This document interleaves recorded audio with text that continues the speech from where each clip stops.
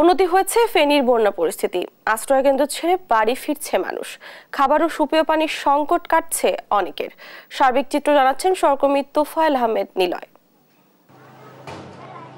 ধন্যবাদ। আসলে ফেনী জেলার যে বন্যার আজ 10তম দিন, এই 10তম দিনেও আসলে আমরা দেখেছি ফেনী শহর, দাগনভূঞা, সোনাগাজীর বেশ কিছু অঞ্চলে এখনো পানির নিচে বাড়িঘর এবং কি সড়কপথ নিমজ্জিত রয়েছে। আমি এখন রয়েছি ফেনী শহরের আরামবাগ এলাকায়। আসলে এই যে সড়কটি আসলে দেখতে পাচ্ছেন, মানুষ যে এখনো হাঁটু পরিমাণ পানি রয়েছে, মানুষের যে দুর্ভোগ সেটি কিন্তু এখনো রয়ে গেছে। কিন্তু এখানকার মানুষের শুধু পানির দুর্ভোগ নয়, এখানে আমরা দেখেছি যে গত 10 দিন পর্যন্ত আসলে এই এলাকায় বিদ্যুৎ সংযোগ বন্ধ রয়েছে, গ্যাস সংযোগ বন্ধ রয়েছে। এখানকার মানুষের শুকনো খাবার এবং বিশুদ্ধ পানি সেগুলো কিন্তু সংকটে রয়েছে। এখানকার যে ব্যবসা প্রতিষ্ঠানগুলো রয়েছে সেগুলো পানির নিচে তলিয়ে থাকায় আসলে দেখেছি যে বেশ কিছু ব্যবসা প্রতিষ্ঠানও ক্ষতির সম্মুখীন হয়েছে।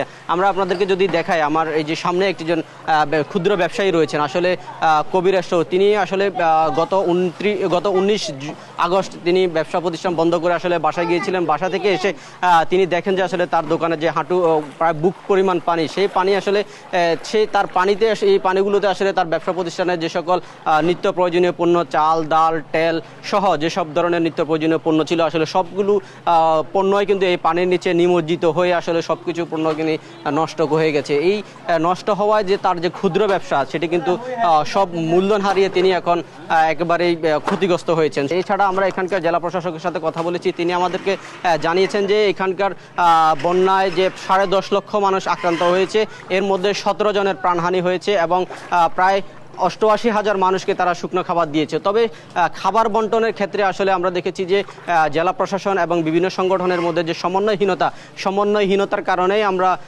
প্রত্যন্ত অঞ্চলের মানুষের কাছ থেকে আসলে খাবার পৌঁছায়নি। এখন থেকে প্রায় 10 মিনিট আগে এখানে একজনের সাথে কথা বলেছি, তিনিও বলেছেন যে তার ঘরে এক মুঠো শুকনো খাবার এমনকি পানিও তিনি পান নাই। তবে শুধু এই ধরনের একজন ব্যক্তি নয়, পুরো জেলা জুড়ে কিন্তু এই চিত্র কিন্তু এখনও রয়েছে।